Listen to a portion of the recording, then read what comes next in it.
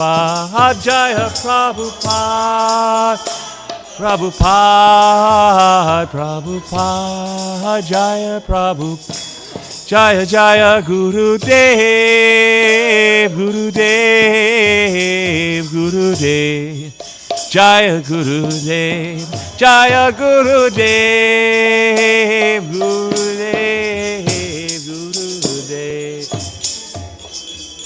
Jaya Jaya Gurudev.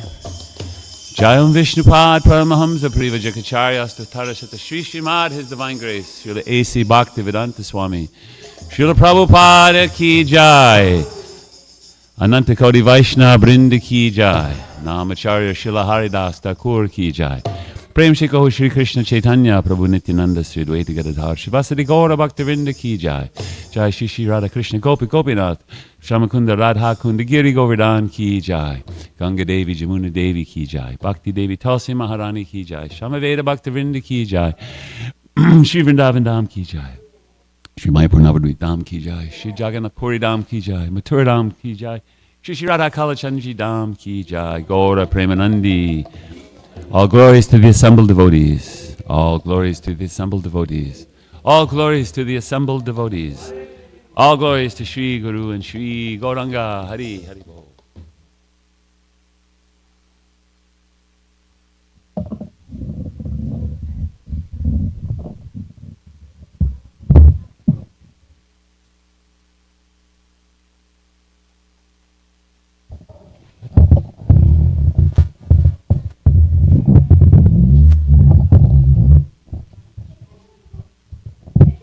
One announcement, we're having Harinam Sankirtan this evening.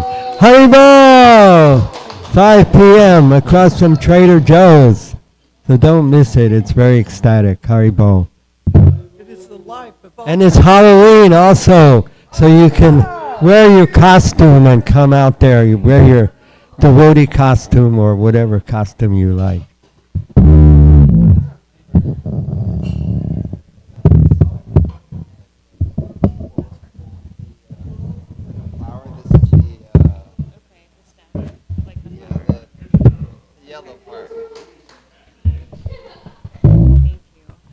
Just a reminder that TKG Academy students will be doing Harinam around the neighborhood at 9:30, please.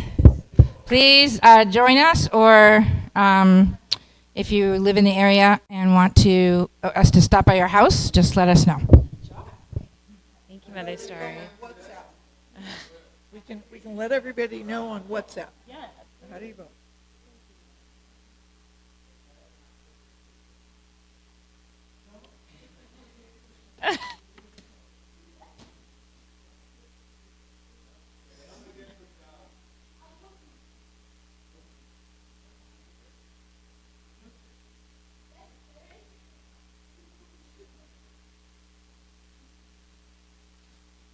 Vishnav, can you play Kartals for me?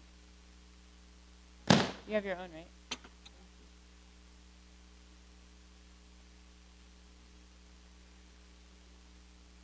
Okay. You ready?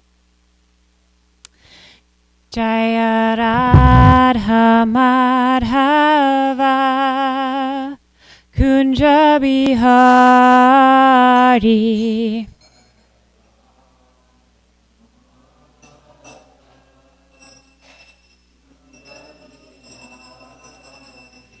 Jaya Gopi Janavalabha Girivaradari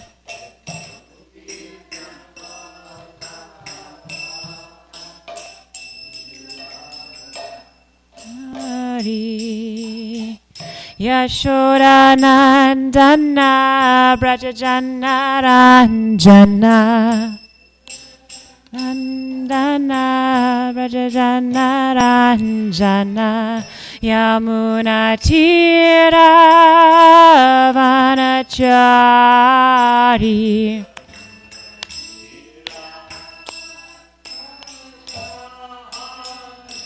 Jaya Radha Madhava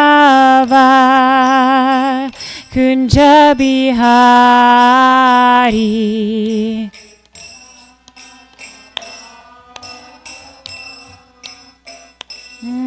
Bihari.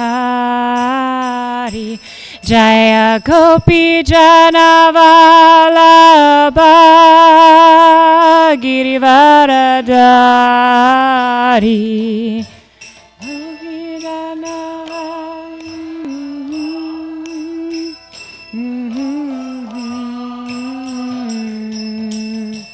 Yashoda Nandana Brajajana Ranjana.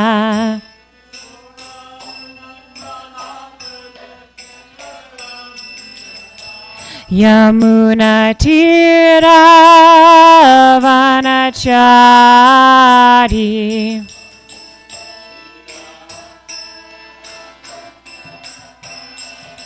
Jaya Radha Madhava Kunja Bihari.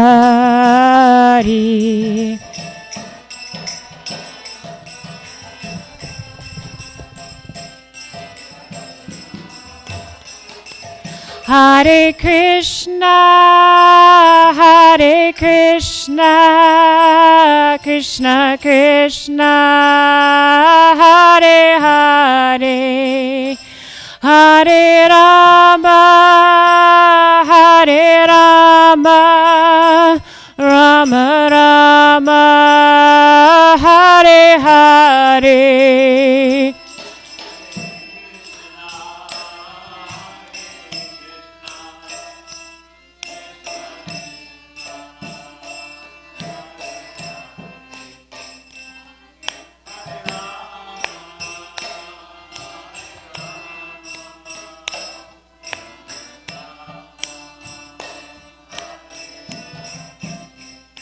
Hare Krishna, Hare Krishna, Krishna Krishna, Hare Hare, Hare Rama, Hare Rama, Rama Rama, Hare Hare.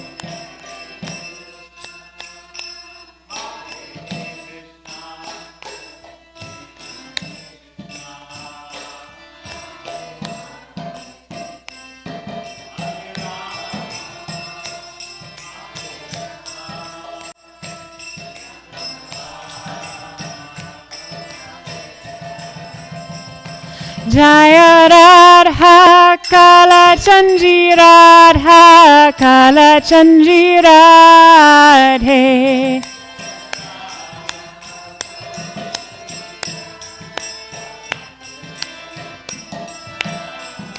Jaya Jagannatha, Jaya Jagannatha, Jaya Baladeva, Jaya Subhadra.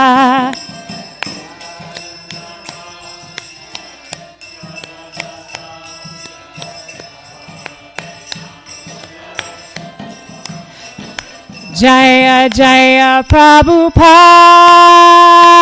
Prabhupada, Prabhupada, Jaya Jaya Prabhupada.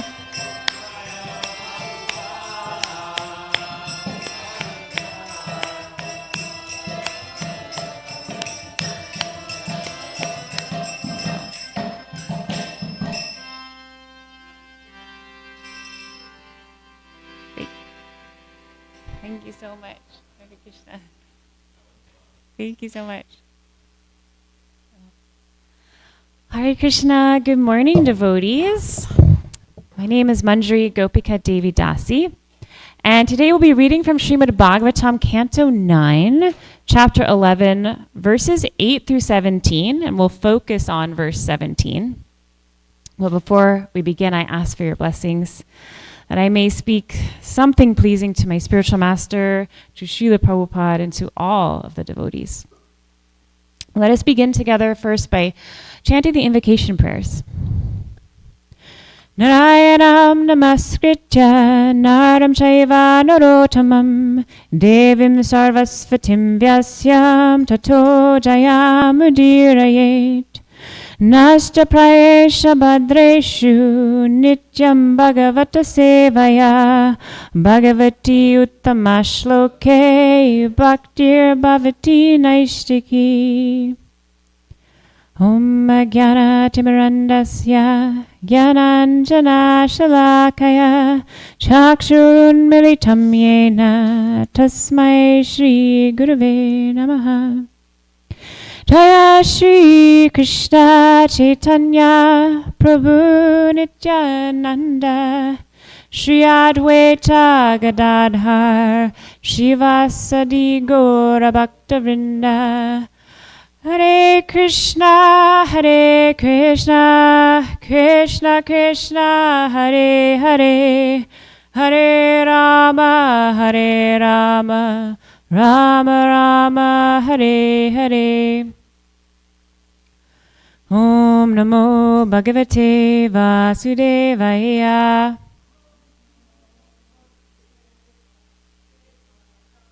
Om Namo Bhagavate Vasudevaya. Om Namo Bhagavate Vasudevaya.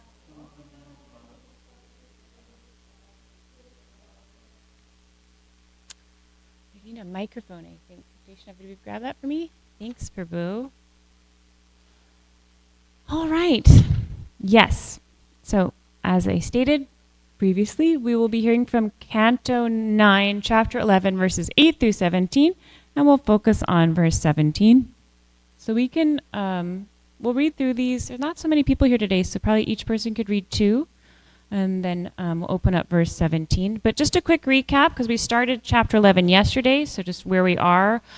In this chapter, Lord Ramachandra has returned to Ayodhya, and he is ruling as the ideal king, performing sacrifices and worshiping the Brahmins. After giving everything he owns in charity, even his kingdom, Lord Ramachandra keeps only his personal garments, showing his complete detachment and humility. The Brahmins, overwhelmed by his affection, return everything back to Lord Ram in gratitude. Today's section continues as Shukadev Goswami describes the Lord's conduct as a householder and the example that he sets for the world. Jaishnav, would you, so everybody read 2 verses, so would you read 8 and 9, please? We're going to do 8 through 17, so just read, 11th chapter.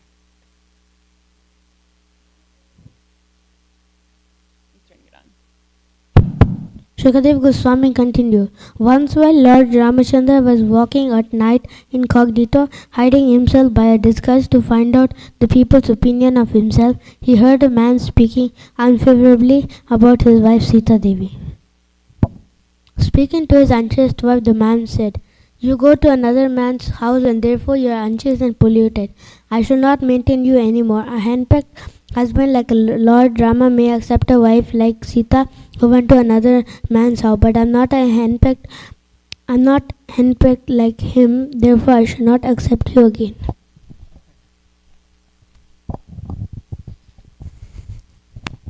Sukadev Goswami said, "Men with a poor fund of knowledge and a heinous character speak nonsensically. Fearing such rascals, Lord Ramachandra abandoned his wife Sita Devi, although she was pregnant. Thus Sita Devi went to the ashram of Valmiki Muni. When the time came, the pregnant mother Sita Devi gave birth to twin sons, later celebrated as Lav and Kush. The ritualistic ceremonies for their birth were performed by Valmiki Muni." Naina, you want to read? Can you see? Oh, you don't have your glasses. You have glasses. I can read. Anybody else? Mother Starry, would you like to read? We could do 12 and then the combined verse of 13, 14. O Maharaj Parikshit, Lord Lakshman had 2 sons named Aragata and 2. And Lord Bharat also had 2 sons named Taksha and Puskala. Satrughna had 2 sons named Subha and Shrurasena. When Lord Bharat went to conquer all directions, he had to kill many millions of Gandhavars, who are generally pretenders. Taking all their wealth, he offered it to Lord Ramachandra. Satrughna also killed a Raksha named Lavana, who was the son of Madhu Raksha. Thus he established in the great forest known as Madhuvana the town known as Mathura.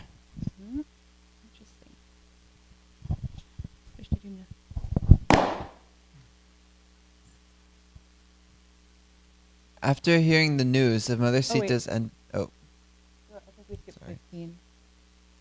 Yeah, 15. being forsaken by her husband, Sita Devi entrusted her 2 sons to the care of Valmiki Muni. Then, meditating upon the lotus feet of Lord Ramachandra, she entered into the earth. After hearing the news of Mother Sita's entering the earth, the Supreme Personality of Godhead was certainly aggrieved. Although he is the Supreme Personality of Godhead, upon remembering the exalted qualities of Mother Sita, he could not check his grief in transcendental love. The attraction between a man and a woman, or male and female, always exists everywhere, making everyone always fearful. Such feelings are present even among the controllers like Brahma and Lord Shiva, and is the cause of fear for them. What to speak of others who are attached to a household life in this material world. After Mother Sita... Oh no, that's our verse. Thank you. Yes. So if we could open up 17, that's where we're ending and we're focusing on today. Thank you so much, everyone. All right, let's chant the Sanskrit and we'll get deeper into text 17. Sripum prasanga etadrik sarvatratra samavaha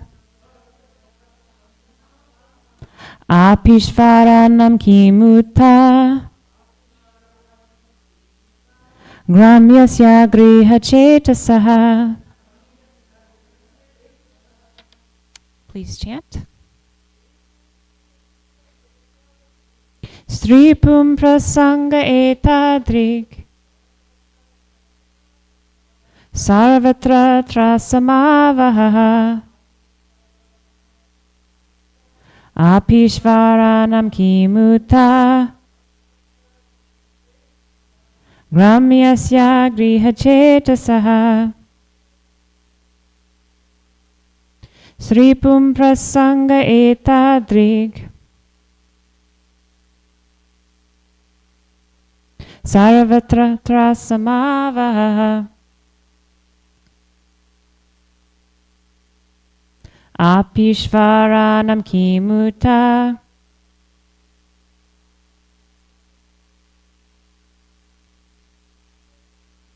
gramyasya grihachetasaha. Sripum prasanga etadrik sarvatra samavaha apishvaranam kimuta gramyasya grihachetasaha. All right, let's move on to the synonyms. And since we can all see them together, we can read them together. Stripum prasanga, attraction between husband and wife or man and woman. Etadrik, like this. Sarvatra, everywhere. Trasam avahaha, the cause of fear. Api, even. Ishvaranam, of controllers. Kim uta, and what to speak of. Gramyasya, of ordinary men of this material world. Griha chetasaha, who are attached to materialistic household life. Translation and purport by His Divine Grace, A.C. Bhaktivedanta Swami Prabhupada. The attraction between man and woman, or male and female, always exists everywhere, making everyone always fearful. Such feelings are present even among the controllers like Brahma and Lord Shiva, and is the cause of fear for them. What to speak of others who are attached to household life in this material world? Purport. As explained above, when the feelings of love and transcendental bliss from the spiritual world are pervertedly reflected in this material world, they are certainly the cause of bondage. As long as men feel attracted to women in this material world and women feel attracted to men, the bondage of repeated birth and death will continue. But in the spiritual world, where there is no fear of birth and death, such feelings of separation are the cause of transcendental bliss. In the absolute reality, there are varieties of feeling, but all of them are of the same quality of transcendental bliss. So this verse tells us that the attraction between man and woman exists everywhere, and it even causes fear in great personalities like Brahma and Lord Shiva. Why is this? Why is this fearful? What is the greatest danger in life? Jaishnav, what's the greatest danger in life? Thank you. Your mother, yes, Lalita Sundari said it. The greatest danger in life is forgetting Krishna. And nothing makes us forget him more powerfully than this sexual attraction. Practically the entire world, the entire material world, turns on this one force. Billions are spent on fashion, cosmetics, entertainment, all meant to stimulate or satisfy sex desire. Srila Prabhupada said plainly that material life itself is nothing but sex life. Lord Rishabhadev confirms in the 5th canto, Pumsa Striya Matuni Bhavame Tam, the attraction between man and woman is the basis of material existence. From that knot of attraction comes these expansions of the false ego of my home, my family, my wealth, my nation. And our acharyas explain this is not merely physical, it's philosophical.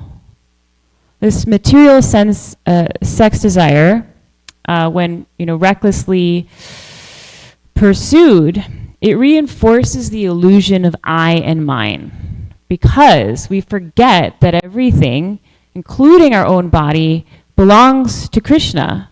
So then this desire becomes the root of bondage, and therefore, as stated in this verse, fear.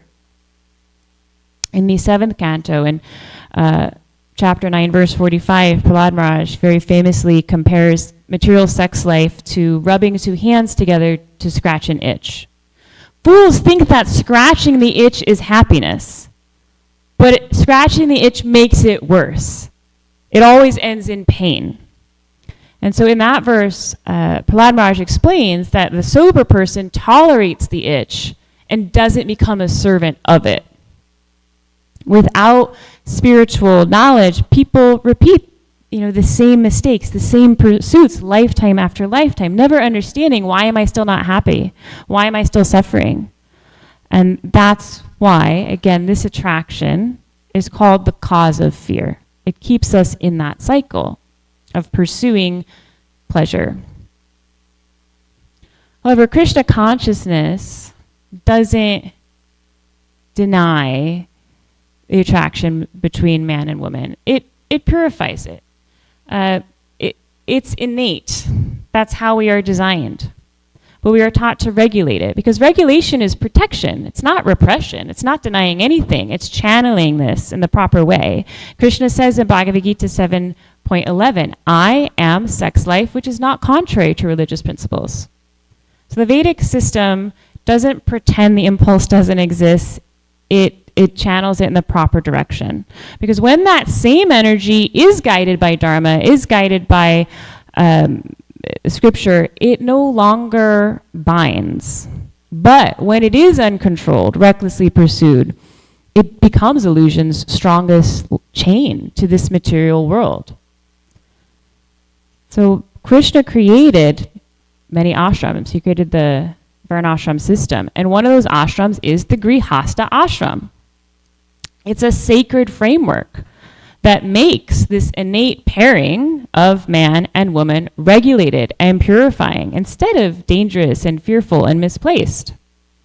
So when this innate attraction is brought under Dharma through marriage, a yajna, vows, welcoming devotee children, raising them together, worshiping Krishna, keeping Krishna at the center of this household life, it becomes a stepping stone back to Godhead. Srila Prabhupada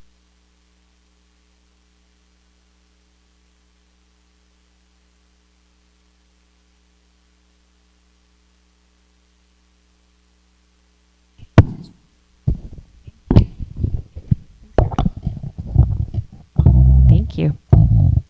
So Srila Prabhupada distinguishes between two kinds of householders. In the third canto, in the purport of Canto 3, Chapter 22, Verse 11, he writes, two words are used in Sanskrit literature. One is grihasta and the other is grihamedi. The difference is that grihasta is an ashram or spiritual order. But if one simply satisfies his senses as a householder, then he is a grihamedi. For a grihamedi, to accept a wife means to satisfy the senses. But for a grihasta, a qualified wife is an assistant in every respect for advancement in spiritual activities. A grihamedi marries to enjoy, marries to expand their false ego of I and mine. A grihasta marries to serve, to enter an ashram. And externally, they may look similar.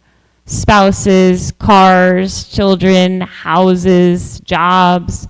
But internally, they are worlds apart.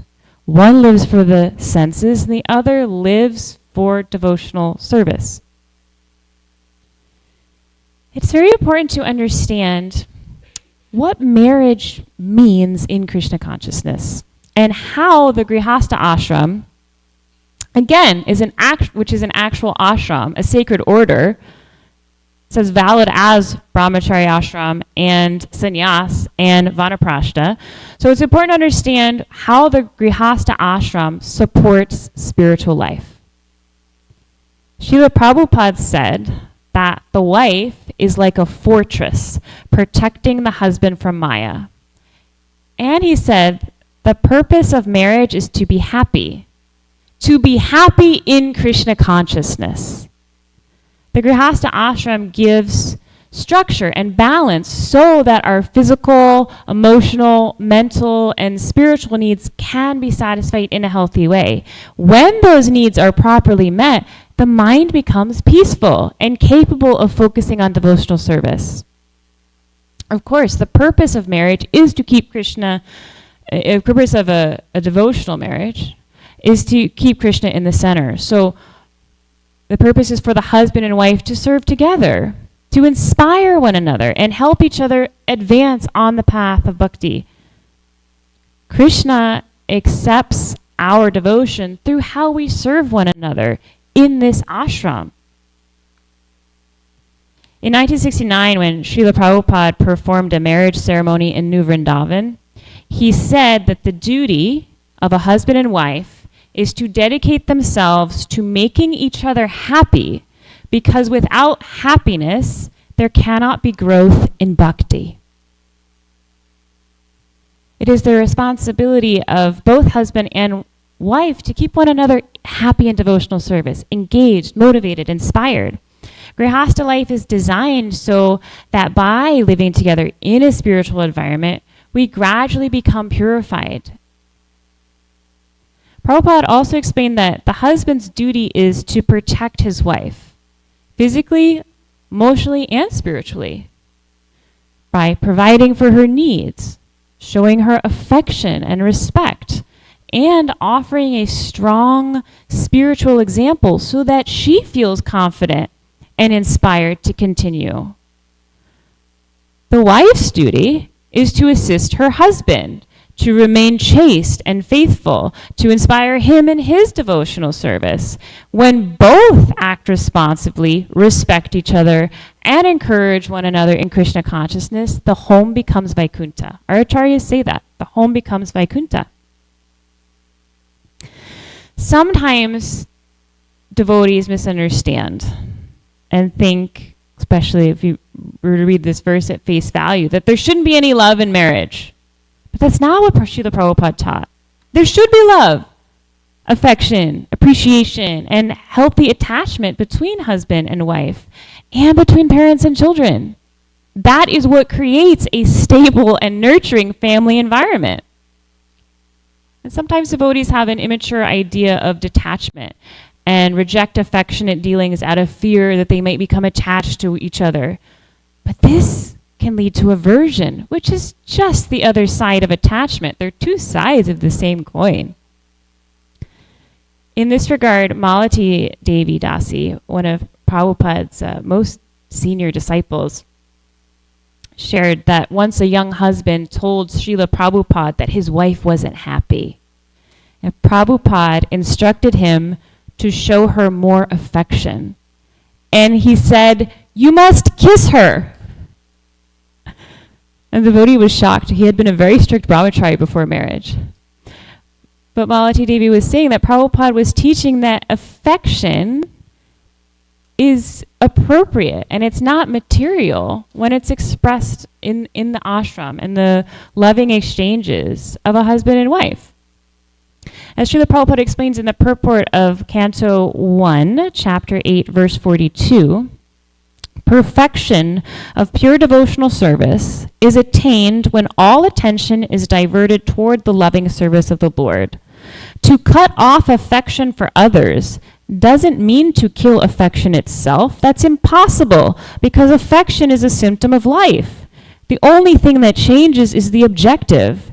Desire, anger, and attraction cannot be destroyed. But when they are directed toward Krishna's satisfaction instead of our own, that is devotional service.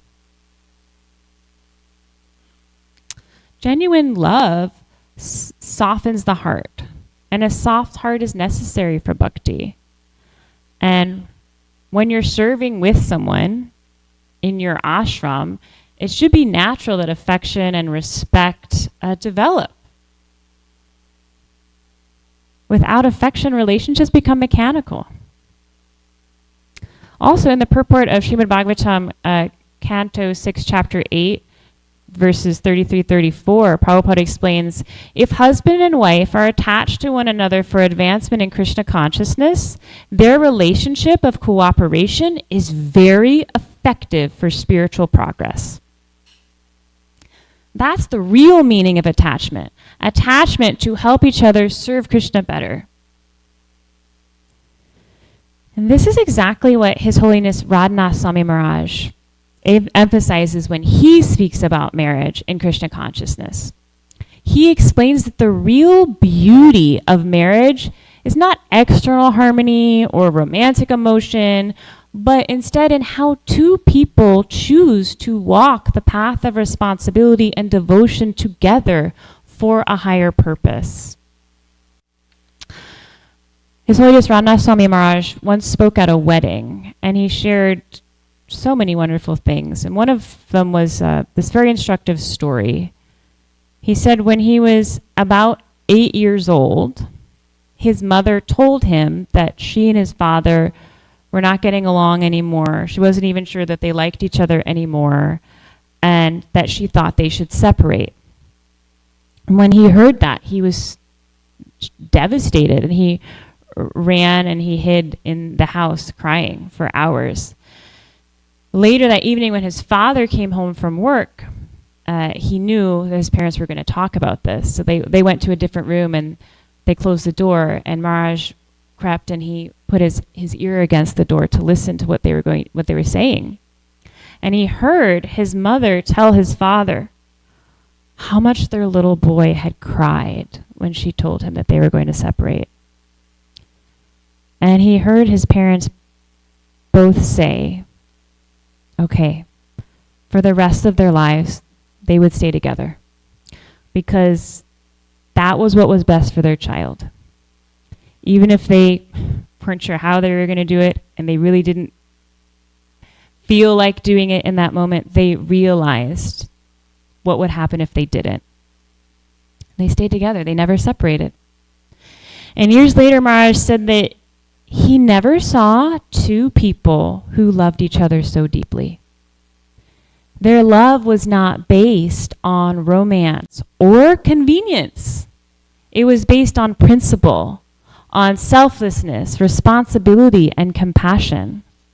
Because they chose to stay together and work through difficulty for a higher value, Maharaj said he believes Krishna rewarded them with genuine love. And this, Radha Swami says, is the true meaning of marriage, a sacred vow taken before God, not merely for personal happiness, but for purification. When a husband and wife serve one another for Krishna's pleasure, their home becomes a laboratory. He says a spiritual laboratory where the impurities of the heart are burned away through patience, forgiveness, tolerance, and service. Just as a diamond is created when coal is pressed under tremendous pressure, and gold is purified through fire, by faithfully passing through good and bad times together for Krishna, a marriage can make us spiritually perfect. That is the yoga of marriage, of Grihastha Ashram. Not merely living together, but advancing together, seeing each other as sacred instruments entrusted by Krishna for our advancement and purification. From a spiritual perspective, His Holiness Radha Swami said, a husband should see his wife as Krishna's beloved daughter, entrusted to his care. How he speaks to her, how he treats her, how he protects her, all of these are offerings that Krishna personally receives. A wife, likewise, should see her husband as Krishna's beloved son, entrusted to her protection and encouragement. If both see each other in this light, their relationship becomes devotional service. Maharaj explains this, that the foundation of a healthy relationship is respect. Respect for each other as eternal souls, as devotees of the Lord. Affection may fluctuate, feelings come and go. But when respect and care are steady, that respect matures into a deep spiritual love. Respect and care must manifest physically and emotionally. Physically through providing and maintaining the necessities of life, home, food, clothing, health, bills. And emotionally through appreciation, communication, and encouragement. His Holiness Radha Swami Maharaj says that many times women come to him saying, my husband doesn't care about me. He never appreciates what I do. And then when he speaks to the husbands, they say, of course I care. And then he asks, well, did you tell her? And they say very often, well, why should I tell her? She should know. Maharaj says this is one of the great downfalls in marriage, lack of communication. Sometimes we communicate with everyone except the person we live with. But genuine communication, which involves expressing appreciation, expressing affection, and encouraging each other, is essential for a healthy spiritual relationship. Marriage in Krishna consciousness, entering into the Grihastha ashram, should not be something we simply tolerate because we took vows. It should be dynamic, alive, and connected to Krishna, where every struggle becomes a spiritual challenge to overcome together. And every victory, every challenge overcome, brings the couple closer to Krishna. Because when husband and wife serve together with that vision, with that mission, their marriage becomes an ashram, not a contract. It becomes a path of perfection. In the early days of the movement, we've heard that some devotees misunderstood. They thought that because Krishna is the ultimate goal, they didn't need to have an involved relationship with their spouse. They didn't need to be attentive to their children. But Srila Prabhupada never taught neglect. He taught responsibility. If our so-called service to Krishna causes us to ignore the people Krishna has entrusted to us, then that's not service. Being present for family, encouraging them in bhakti, showing affection, these are not distractions, they're expressions of devotion. Krishna accepts our service through how we treat his devotees. And that begins in our own home. The message of this verse is not to avoid marriage, but to avoid forgetfulness of Krishna. The attraction itself between man and woman is not the problem. The absence of Krishna is the problem. A grihamedi lives for their senses, a grihasta lives for Krishna. That's what I've prepared. So would love to hear your reflections, questions, corrections. I think that might, did we replace the batteries in it or no?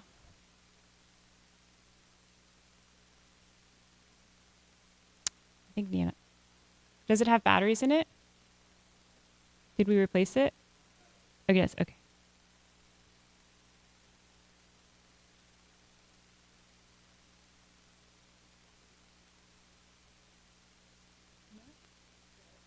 No, that's okay. Here, you can take this one. We can get batteries.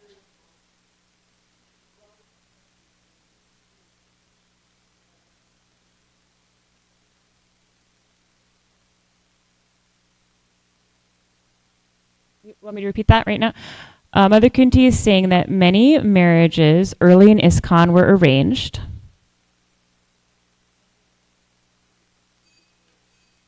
And many of them ended in divorce. There's really, thank you, Drishtina. There's no, so early on, the spiritual masters, it wasn't really his job, but he was kind. He was very kind, and he tried to get people situated because, like you said early on in your lecture, very nicely prepared, if I may add, I took some notes. The thing is you're right. I mean, if Krishna is in the center, there is no problem showing that affection because Krishna is there. And sometimes we're blamed, because someone left or, this person's bad or crazy or no good because the other person left them. So they must be really bad, and so it becomes a bad guy, good guy thing, and then you're judged, and then you're trying to chant Hare Krishna and have good relationships, and yet you have this reminder over and over again of how fallen you are and how awful you are, and then you have to just kind of wade through it and just say, well, deep down inside, there's a spirit soul, and it's Sat Chidananda, and that's who I am. Mm-hmm. And, who cares if we're judged? Who cares? Because after this life, it's, you clap your hands in front of the deities, you leave your body, whatever, and it all changes again. Mm-hmm. And Krishna, is the only judge. And Krishna knows exactly what's going on and what happens. And why? Right. So how do you navigate this really poor self-image from a failed marriage, and especially when you have 2 kids from it, and still not, how do you keep Krishna? Like you said, what is the most fearful thing? Forgetting Krishna. Right. Mother Lalita Sundari gave us that answer. Yeah. And so do you have any thoughts on that? Thank you. Well, I don't know how qualified I am to speak on that. However, I don't even know if I would even call it a failed marriage. It's just, it didn't work out. Krishna has a plan for you, and Krishna's plan is always perfect. May not be what you want, but it's always perfect. And I don't think we can compare apples to oranges. Everybody has their own karma, trajectory, and purification. And for some people, that might be part of the purification, to have that one relationship that was, you try and you try and you try. And if you're not able to keep Krishna in the center, if these two people living together, it's not helping your devotional service, it's getting worse, and you've taken all the steps, because you've taken all the steps of meeting with Guru and doing counseling, and it just may be that one party isn't willing to do the work. That's really not helpful to have them as your ashram mate, I would imagine. So I think it's very much a case-by-case basis why people separate, and I'm sure it is valid. I wouldn't really look at it as a failure. It's just another stepping stone. It's another stepping stone on your path. Nobody's life looks exactly the same. Srila Prabhupada has commented he was very unhappy in his own marriage, and he said that was, his father even told him, it's in the Lilamrit, I'm sure many of you know, that he wasn't happy after he married his wife Radharani. And at that time, it was legal in India to have more than one wife. But he didn't get another wife because his father said, no, I think actually this will help you. I think somehow this arrangement that you getting a partner that you don't see eye to eye with is actually going to help you in your spiritual life. And he was right. He was right. It made it actually easier for him to be more committed to the instruction of his spiritual master. Mr. Dimnaprabhu. Hare Krishna. Yeah, I was thinking on this topic that we go through a lot of challenges in life and a lot of situations, and we can often feel like the material energy will embarrass us, or we try new initiatives and they fail, or different things like that. And I've kind of like heard from devotees, or come to the conclusion that we only fail if we leave devotional service because of it. Yes. Like that's the only failure. If a project we work on doesn't work out, it was just another step in the process of going back to Krishna. But if by the end of a certain chapter we have lost our Krishna consciousness, or our bhakti has taken a hit, then that means that was a failure, or that was a disturbance. But the fact that we're able to still be devotees afterwards means that it wasn't a failure, actually. Perfectly said. Thank you, Drishtadyumna Prabhu.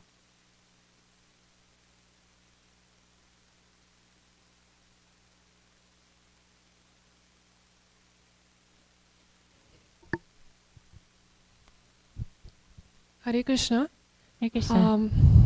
Very beautiful lecture, Mataji. I had a question. Like, I am in a state of conflict. I can either be attached to Krishna or not. So in this process of respecting your partner, appreciating, it's a very good perspective. But I feel there is a risk that Maya might attack you somewhere. And like, mind might fool you that you are loving someone as a son of Krishna. But actually Maya is attacking you, and you're getting deviated from that path. So wanted to discuss this risk, and what are your thoughts regarding this? Well, do you do any service together? Yeah, we do service together. You chant Krishna together? is in the center. And you But read together? my question is that loving someone, surrendering completely to someone, you might lose yourself, means losing yourself completely, such that you forget Krishna in the process.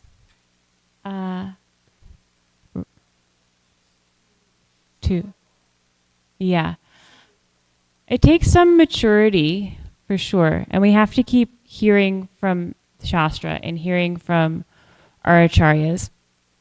The point I was trying to make is there are two extremes. So involved that you're living for someone else, and then, or thinking I don't want to have any attachment to someone because I'm not supposed to love anyone except Krishna. Those are the two extremes. And we don't need to live in the two extremes. It was the point that I'm trying to make. Having a loving relationship with your spouse who is a devotee it should be normal. Otherwise, what's the point of being married? If you don't want to spend time with someone and do service with them, then why not just live alone? And appreciating each other for what they bring to your devotional service, it should make you love them in that way. Like, I think to myself, where would I be if, I didn't have my husband? And not to embarrass him, but he knows he's the love of my life. But it's not even just that on like a bodily platform. It's, I think to myself, is being with this person making me more Krishna conscious? Yes, it is. How is it making me more Krishna conscious? When I chant around him, he listens to how I chant my rounds. He's always got lectures on. I've got lectures on. I want to talk to him about the things that I'm reading. I have any problems with devotees, I can sit with him. He'll talk to me without judging me. Appreciating those qualities in him as a devotee deepens my relationship, and it keeps Krishna at the center. I hope that makes sense. So I do see him, yes, I find him very, very handsome. Yes. So happy to have, proud to have him by my side. That's sure. But on a deeper level, that's not what I'm thinking about all the time. I'm thinking about him as a devotee because that's what he brings to my life.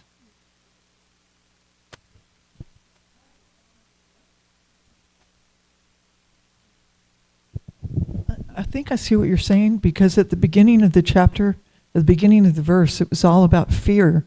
Mm-hmm. It was this fear, and it's rooted in forgetting Krishna. Right. It's not so much fearing that you're going to lose your sense gratification. The real fear is rooted in forgetting Krishna. And that's what happens. So it's kind of like doing both at the same time. Yes, just like the ladies in India, they balance the pot on the head, and they're able to carry their baby. So it's like a right, simultaneous one and difference. Jai. Anyone else?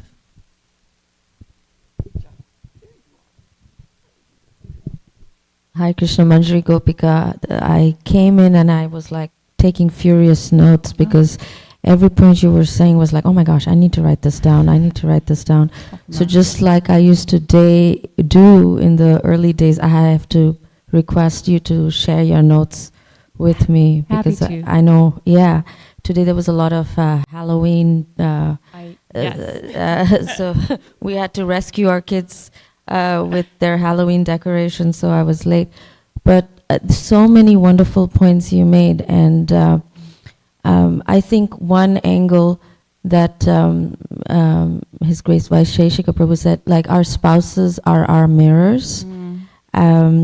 So I feel I can being the actor that I am, I can put on an act almost everywhere, but then at home it's the hardest. And so our spouses shine that light, and so it becomes the most difficult to that relationship becomes the hardest because the purification is the most. But you brought up so many wonderful points, I'm just going to read them over and over and reflect. I mean, you brought out points from Radhanath Swami, but it was like very compact and like the bullet points. So that was very nice. So thank you. Everything's from Radhanath Swami. But to your point, and I also heard a lecture on this by Her Grace Devaki Mataji. So the Grihastha ashram, it's an ashram, it purifies us. We have to confront all of these things about our false ego. All the things of I and mine and who is right and, who's the authority. And you really have to burn all of those things away and each become the servant of the other to please Krishna. It's extremely purifying. There was one spiritual master in Ukraine or something, and he said, anyone who's in Grihastha ashram for 30 years will be pure enough to go back to Godhead. Go ahead. Hi, Krishna. I had a curiosity if you could shine some more light on Lord Ramachandra's fear of the rascals. as written in the translation. This, as the translation says, this rascal was criticizing Lord Ram.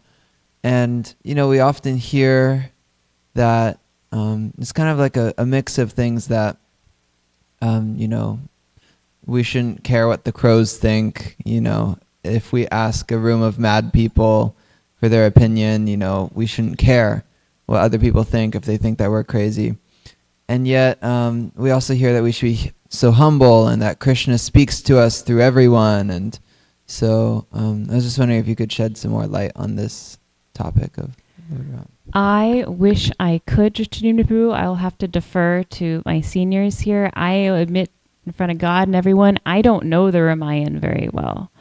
So that's why I spoke on the purport and not the context. So would you be able to answer, Gokulananda Prabhu or Mother Kunti?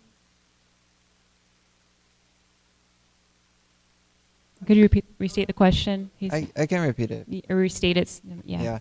So in the translation, it was saying that Lord Ramachandra had abandoned Sita Devi because of fear of the words of the criticizer. So it said because of fear of the rascal, essentially. So I was wondering if we could get more insight on the lesson that we can learn from that.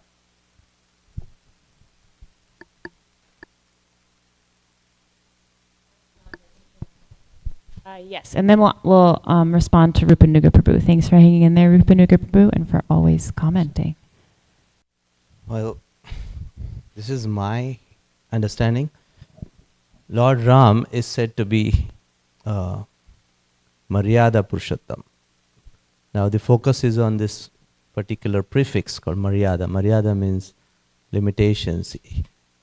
There is Dharma. Dharma cannot be translated properly in English. Dharma is defined as religion, but actually Dharma means set of duties and rules and limitations and restrictions in a particular given time, place, situation, and the person, the character. So we need to understand whenever Supreme Lord enacts any pastimes, he's a multitasker. There are many facets to it. So there are certain, flashback, there are curses proclaimed by his devotees, so he has to make them come true. That is one facet, and he has to align everything. So when he comes here, one of the facets is he has to present the tallest order for any common person. So now he's playing an actor as a king, right? So there is a dharma, again, set of duties in a given particular time, place, situation. So those things, it's so much intricate. So what we fail to understand is whenever we try to restrict the Supreme Lord within our understanding, our rules, set of rules and expectations as a human being. There are gradations, this is my understanding, gradations of dharmas, set of duties. So when he's playing as an actor, as a king, then that is the topmost duty he has to play. Then he has to forget the role of being an individual or the role of being a husband. So as we know, he is the most ideal husband, and he loved Mother Sita more than anyone else practically we can think of. And he had genuine love, he had sacrifice so much. So love basically means sacrifice and service, and we can see both the aspects in his pastimes. But when he's playing as a king, then he has to not only adhere to the duties of a king, but also he has to set the most ideal standard as a king. So most refined that we cannot even think of. And that is where even little bit of tinge of fault cannot exist. That is called Adarsha. Adarsha means most ideal. So that is my understanding. And that's why he has to be sensitive even to one nonsense or a rascal's comment. Right? So that is my understanding. Thank you. I'm going to read His Grace Rupanuga Prabhu's question, to wrap things up here, he posted in the chat that we have on WhatsApp. He says, I noticed in the past that husbands and wives are often working in a setting that requires them to work with husbands or wives of others who are not present. I've seen that affections arise with others' spouses. What should a person do in such an environment? So men and women working together, they're married, but not to each other. Well, I don't know how well I can answer this. I'll certainly try. So sometimes it is interesting. If you work full-time, often you spend more time with your coworkers than you do your actual family members.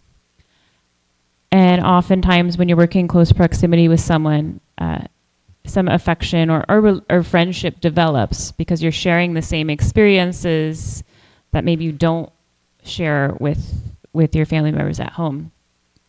Well, it sounds very specific, Rupanuga Prabhu, but I would say, just as we are instructed in ISKCON to act as if your spiritual master is present, we shouldn't have any duplicity. We should be acting the same way without our spouse as we do with our spouse. And that should guide our consciousness. Am I overstepping? Am I being too friendly? Am I being unchaste? That should guide our actions. We know that chastity is very, very important for a wife. And so it's best to not get close to anyone of the male sex, and men should be thinking about their dharma of being the protector of their wife, of being a trustworthy leader that she can feel safe with, and not give her any reason to think that he's untrustworthy. I don't know if anybody else wants to comment on that who've had maybe situations like that, Mother Kunti.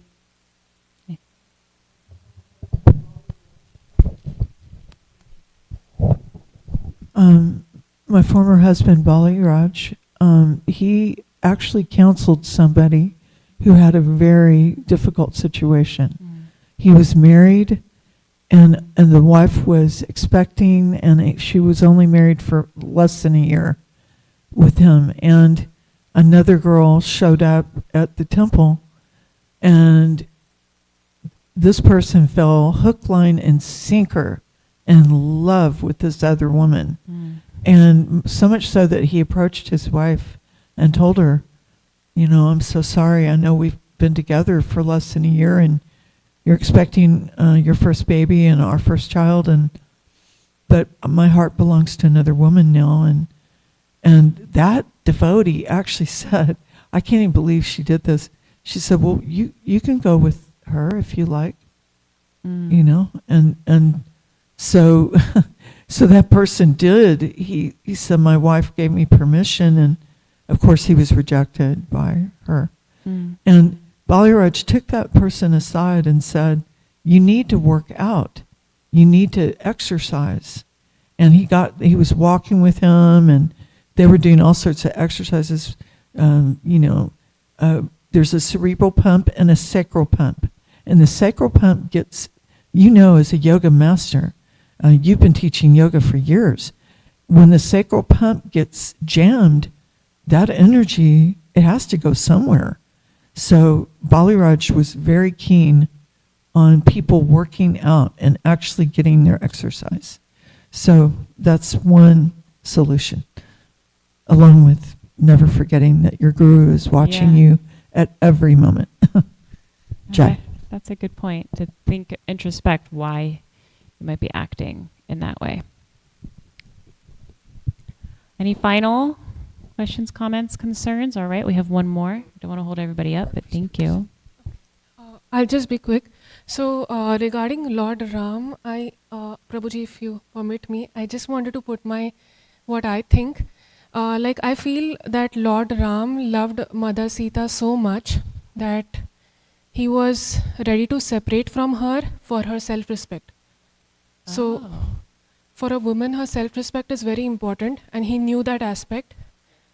So to separate from her was like his priority. Even if it meant for him to leave her, he did that because he loved her so much. Yeah, that's. I appreciate that perspective. Thank you. Anything else? Okay. Thank you all very much for your participation and for tolerating me. Please forgive any of my wrongdoings. I appreciate you all. Hare Krishna. Srimad Bhagavatam ki. Jai.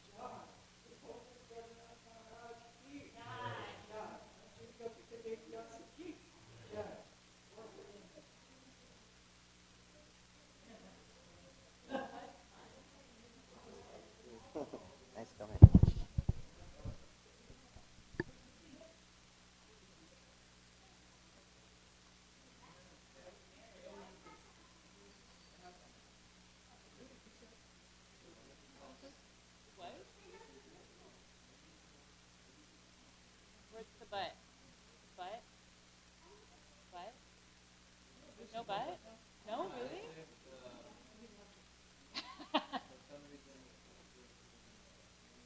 I know. I almost when I showed him Hare Krishna, I said, I wanted to look at the verse I got. He goes, why do they always give these to you? That's great. Heavy prayers. Usually the speakers they are hesitated to speak on because it is said when we speak beyond our realization we are put on test.